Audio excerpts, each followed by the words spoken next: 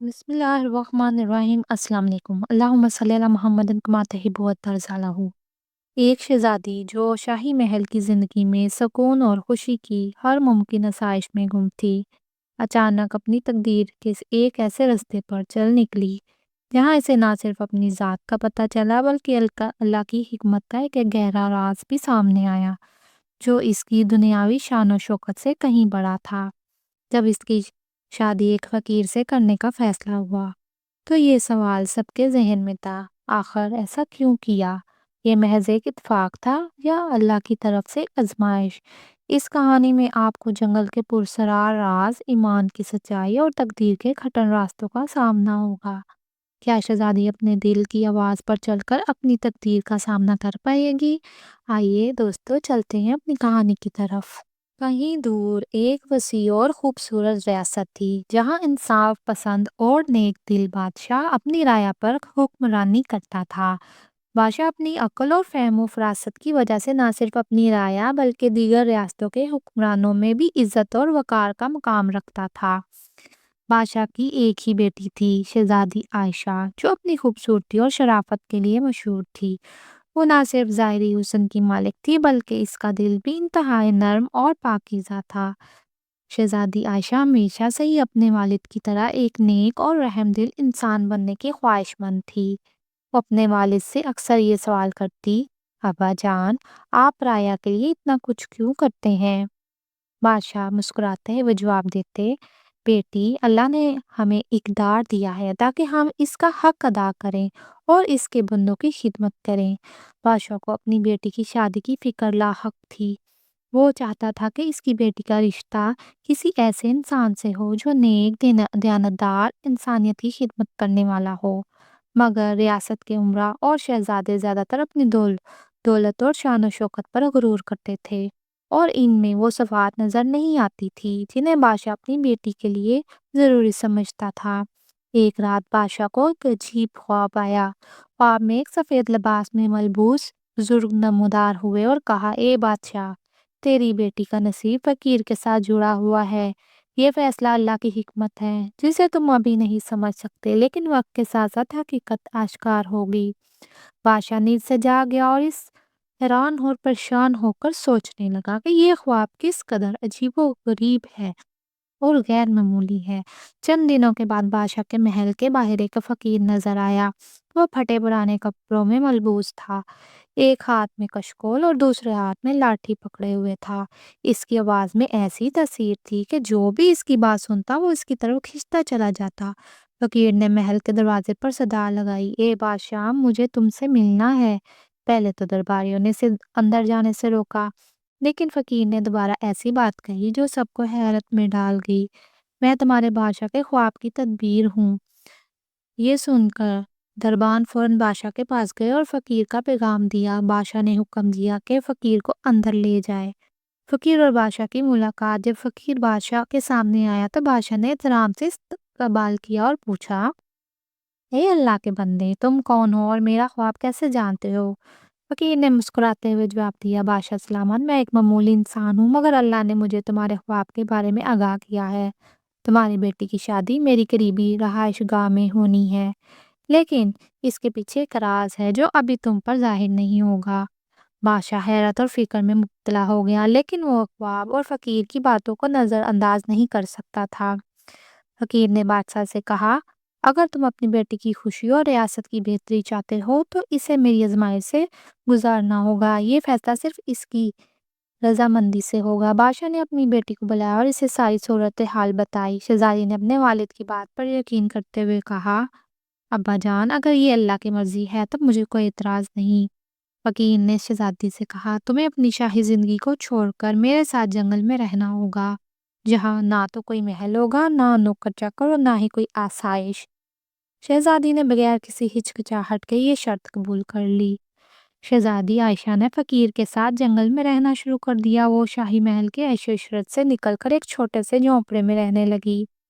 ہر دن وہ اللہ کی عبادت کرتی اور اپنی زندگی کے مقصد کو سمجھنے کی کوشش کرتی۔ فقیر نے اسے سکھایا کہ دنیاوی زندگی کی حقیقت کیا ہے اور اللہ پر توکل کتنا ضروری ہے۔ ایک دن فقیر نے شہزادی سے کہا، اب تمہیں اپنی آخری آزمائش کے لیے تیار ہونا ہوگا۔ یہ آزمائش تمہارے صبر اور یقین کی آخری حد کو جانچنے کے لیے ہوگی۔ یہ سن کر تو شہزادی کے دل میں تجسس پیدا ہوا، لیکن اس نے اپنی ہمت کو برقرار رکھا۔ فقیر نے شہزادی کو بتایا کہ اگلی آزمائش میں اسے اپنی شناخت اور غرور کو مکمل طور پر ترک کرنا ہوگا۔ وہ یہ آزمائش قبول کرتی ہے، لیکن یہ مرحلہ اس کے اندر کئی سوالات کو جنم دیتا ہے۔ ادھر بادشاہ فقیر کے جانے کے بعد اپنے محل میں پریشان بیٹھا تھا۔ اس کے ذہن میں ایک ہی سوال گردش کر رہا تھا، آخر اللہ نے میری بیٹی کے نصیب میں یہ عجیب فیصلہ کیوں لکھا ہے؟ کیا میں نے کوئی غلطی کی ہے یا اس میں کوئی بڑی حکمت پوشیدہ ہے؟ بادشاہ نے اپنے قابل اعتماد وزیر کو یہ بات بتائی۔ وزیر نے مشورہ دیا، بادشاہ سلامت، یہ معاملہ معمولی نہیں لگتا، ہو سکتا ہے یہ فقیر کوئی عام انسان نہ ہو۔ آپ کو دعا اور اللہ سے مدد مانگنی چاہیے تاکہ آپ کو رہنمائی مل سکے۔ بادشاہ نے وہ رات اللہ کے حضور دعا میں گزاری، لیکن دل کی بے چینی ختم نہ ہوئی۔ ادھر شہزادی عائشہ جنگل میں فقیر کے ساتھ رہ رہی تھی، لیکن جنگل کی زندگی اتنی آسان نہیں تھی جتنی اس نے سوچا تھا۔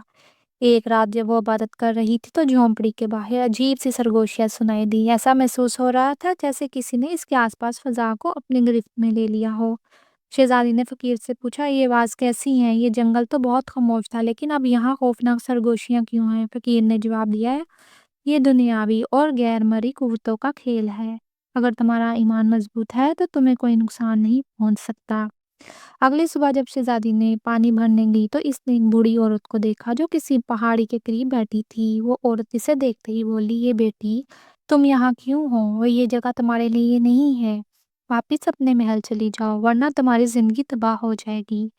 شہزادی نے حیرت سے پوچھا، ماں جی آپ کون ہیں اور آپ کو میری زندگی کے بارے میں کیسے معلوم؟ بوڑھی عورت نے اپنی آنکھیں بند کر لی اور کہا، تمہاری زندگی کا ایک راز ہے جسے تمہارا والد بھی نہیں جانتا، لیکن یاد رکھو اگر تم نے اپنی آزمائش مکمل نہ کی تو تمہارے والد کی سلطنت برباد ہو جائے گی۔ یہ سن کر شہزادی پریشان ہو گئی اور فوراً فقیر کے پاس واپس آ گئی۔ فقیر نے اس کی بات سن کر کہا، یہ دنیا آزمائشوں کا گھر ہے اور ہر آزمائش کے پیچھے اللہ کی حکمت ہوتی ہے۔ اگر تمہیں اپنی راہ پر شک ہے تو دعا کرو اور اللہ سے رہنمائی مانگو، لیکن یاد رکھو جو لوگ آزمائش سے بھاگتے ہیں وہ کبھی منزل تک نہیں پہنچتے۔ شہزادی نے فقیر کی نصیحت کو دل سے قبول کیا اور اپنی عبادت کو اور زیادہ مضبوط کیا۔ دوسری طرف محل میں بھی عجیب و غریب حالات پیش آ رہے تھے۔ بادشاہ کے خوابوں میں روز عجیب و غریب منظر آنے لگے۔ ایک رات تو اس نے دیکھا اس کی پوری ریاست پانی میں ڈوب گئی ہے اور ہر طرف اندھیرا اور خاموشی ہے۔ بادشاہ گھبرا کر جاگے اور فوراً عالم دین کو بلایا۔ عالم دین نے کہا، بادشاہ سلامت، یہ خواب ایک تنبیہ ہے۔ آپ کی بیٹی کا فیصلہ نہ صرف اس کی بلکہ پوری سلطنت کی قسمت کا فیصلہ کرے گا۔ آپ کو دعا اور صدقہ کرنا چاہیے۔ بادشاہ نے حکم دیا کہ پورے شہر میں خیرات کی جائے اور لوگ دعا کریں۔ جنگل میں شہزادی کی زندگی اور زیادہ پیچیدہ ہوتی جا رہی تھی۔ ایک رات جب وہ تنہا بیٹھی تھی تو ایک روشنی جھونپڑے کے اندر آئی۔ روشنی اتنی تیز تھی کہ شہزادی کی آنکھیں چند آ گئی۔ روشنی میں ایک آواز سنائی دی، عائشہ تمہارے صبر کا وقت ختم ہو رہا ہے، اگر تم نے ہمت نہ دکھائی تو وہ سب کچھ برباد ہو جائے گا جیسے تم پیچھے چھوڑ کر آئی ہو۔ شہزادی نے ہمت کرتے ہوئے کہا، یہ روشنی کی آواز، تم کون ہو اور کیا چاہتی ہو؟ لیکن روشنی غائب ہو گئی اور اس کے بعد جھونپڑے میں اندھیرا چھا گیا۔ ایک دن فقیر نے شہزادی کو ایک بلند پہاڑ پر لے جا کر کہا، یہ وہ جگہ ہے جہاں تمہیں اپنی آزمائش کی اصل حقیقت معلوم ہوگی، لیکن یاد رکھو جو بھی دیکھو اپنی نظر اور دل کو اللہ کے ذکر سے ہٹنے نہ دینا۔ پہاڑ پر پہنچنے کے بعد شہزادی نے دیکھا کہ وہاں ایک دروازہ ہے جو خود بخود کھل گیا۔ دروازے کے اندر سے ایسی خوشبو آ رہی تھی جیسے جنت کے پھولوں کی خوشبو ہو۔ فقیر نے کہا، یہ دروازہ تمہاری قسمت کا دروازہ ہے، اس میں داخل ہو جاؤ لیکن اپنا ایمان مضبوط رکھنا۔ شہزادی نے دروازے میں قدم رکھا اور اچانک زمین لرزنے لگی۔ اس کے سامنے ایک باغ ظاہر ہوا جہاں پر ہر طرف درخت، نہریں، پرندے تھے، لیکن اس باغ کے درمیان ایک کتبہ لگا ہوا تھا جس پر لکھا تھا، جو اللہ پر بھروسہ کرے گا وہ کبھی ناکام نہیں ہوتا۔ یہ الفاظ پڑھ کر شہزادی کے دل کو سکون ملا، لیکن باغ میں کچھ پراسرار چیزیں بھی تھیں جن کا مقصد ابھی واضح نہیں تھا۔ اور جب شہزادی باغ میں آگے بڑھی تو اس نے دیکھا باغ کے وسط میں ایک باغ میں قدیم درخت ہے۔ اس درخت کی جڑوں سے پانی بہہ رہا تھا جو ایک چشمے میں تبدیل ہو رہا تھا۔ فقیر نے شہزادی کو درخت کے قریب جانے کو کہا، یہ درخت تمہارے نصیب کی کہانی سنائے گا، لیکن یاد رکھو جو کچھ بھی سنو اس پر صبر کرنا اور اللہ کا شکر ادا کرنا۔ جیسے ہی شہزادی نے درخت کو چھوا، اس کے کانوں میں ایک گونجدار آواز آئی: یہ بیٹی عائشہ، تمہیں دنیا میں ایک خاص مقصد کے لیے بھیجا گیا ہے۔ تمہاری آزمائش تمہیں اس مقصد کی طرف لے جا رہی تھی۔ تمہارے والد نے ایک ایسی ریاست کی بنیاد رکھی جو عدل اور انصاف پر قائم تھی، لیکن انسان کی آزمائش اس کے دل کی پاکیزگی اور اللہ پر ایمان سے ہوتی ہے، نہ کہ دنیاوی شان و شوکت سے۔ درخت نے کہا: فقیر کوئی عام انسان نہیں، بلکہ اللہ کا ایک خاص بندہ ہے جسے تمہاری رہنمائی کے لیے بھیجا گیا ہے۔ تمہاری شادی اس کے ساتھ اس لیے مقرر ہوئی تاکہ تم دنیاوی غرور کو چھوڑ کر اللہ کے راستے پر چلو۔ فقیر نے شہزادی سے کہا: عائشہ، اب وقت آ گیا ہے کہ تمہیں میری حقیقت بتائی جائے۔ میں اس دنیا میں ایک آزمائش کے طور پر آیا ہوں تاکہ لوگوں کو ان کی ایمان کی آزمائش میں پرکھ سکوں۔ تمہاری زندگی کی مشکلات تمہیں اللہ کے قریب لانے کے لیے تھی، اور اب تم اس منزل پر پہنچ چکی ہو جہاں تمہیں اللہ کا خاص انعام ملے گا۔ فقیر کی بات ختم ہوتے ہی وہ ایک روشنی میں تبدیل ہو گیا اور آسمان کی طرف بلند ہو گیا۔ شہزادی حیرت اور خوف کے عالم میں سجدے میں گر گئی اور اللہ کا شکر ادا کیا کہ اس نے اس حقائق سے اسے آگاہ کیا۔ شہزادی جب محل پہنچی تو اس کے والد نے اسے دیکھ کر اللہ کا شکر ادا کیا۔ بادشاہ نے اپنی بیٹی کو پہلے سے زیادہ مضبوط اور با ایمان پایا۔ شہزادی نے اپنے والد کو ساری حقیقت بتائی اور کہا: بجن، اللہ نے مجھے یہ سکھایا ہے کہ زندگی کی اصل خوبصورتی دنیاوی آسائشوں میں نہیں، بلکہ ایمان، صبر اور اللہ کی رضا میں ہے۔ ہمیں اپنی ریاست کو ابھی اسی اصول پر قائم رکھنا ہوگا۔ بادشاہ نے فوراً اپنی ریاست میں تبدیلیاں کی۔ انہوں نے اعلان کیا کہ اب ریاست کے تمام فیصلے قرآن اور سنت کے مطابق ہوں گے اور عوام کی خدمت کو اولین ترجیح دی جائے گی۔ جب شہزادی باغ میں آگے بڑھی تو اس نے دیکھا باغ کے وسط میں ایک قدیم درخت کھڑا ہے، اور شہزادی عائشہ نے اپنی زندگی کو اللہ کے راستے پر وقف کر دیا اور اپنی ریاست کو ایک ایسی مثال بنا دیا جہاں عدل، انصاف، ایمان کے اصولوں پر عمل کیا جاتا ہو۔ اس کے بعد ریاست کبھی قحط، جنگ نہیں ہوئی اور لوگ خوشحال زندگی بسر کرنے لگے۔ اس کہانی سے ہمیں یہ سبق ملتا ہے: اللہ کے فیصلے کبھی غلط نہیں ہوتے، وہ ہمیں آزمائشوں کے ذریعے ہمارے مقصد کی طرف لے جاتا ہے۔ ہمیں ہمیشہ صبر اور شکر کے ساتھ اس کی رضا پر راضی رہنا چاہیے۔ دوستو، اگر آپ کو یہ کہانی اچھی لگی ہو تو پلیز میرے چینل کو سبسکرائب، لائک اور شیئر ضرور کیجیے گا۔ آپ کے ایک سبسکرائب سے مجھے بہت حوصلہ ملتا ہے۔ میں اپنے گھر والوں کو سپورٹ کرنا چاہتی ہوں اور غریبوں کی مدد کرنا چاہتی ہوں۔ اب مجھے اجازت دیجیے۔ اللہ حافظ۔